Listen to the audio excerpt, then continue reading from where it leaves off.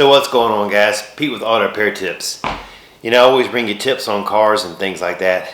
There's one thing I never really talk about, and that's just safety. You know, it doesn't matter if you're working on a car or working on your fence at home or doing something. Always use caution and safety. I'm going to tell you a story, something that just happened to me, and you're not going to believe it. In April, beginning of April, about April 1st, I was working on my fence. And you know, you get going kind of fast, right? And so I was hurrying up and trying to screw a screw in my fence.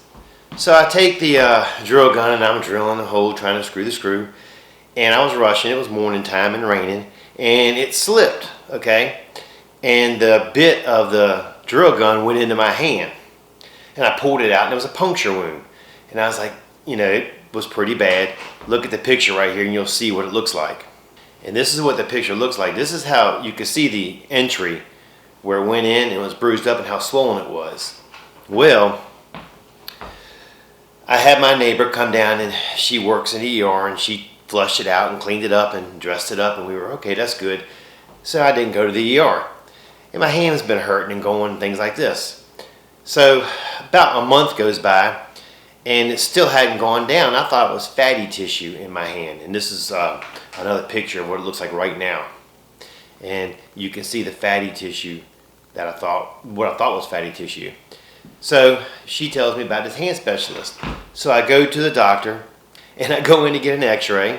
And I'm sitting down. The doctor walks in the room. He goes, "Man, you got a screw in your hand." I said, I didn't believe him. I said, "I ain't got a daggone screw in my hand." He whips out the x-ray. Check this x-ray out.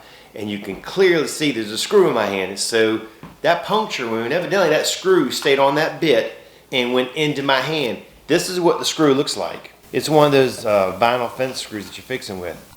When you're doing anything, jacking a car up, working on a fence, taking struts off a car, especially with automotive, practice safety, be cautious, take a second, think about what you're doing. Don't rush.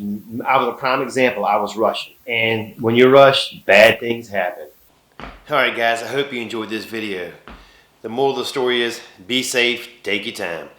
In about a week I got a video coming out on a 2016 Nissan Note on how to check the transmission fluid.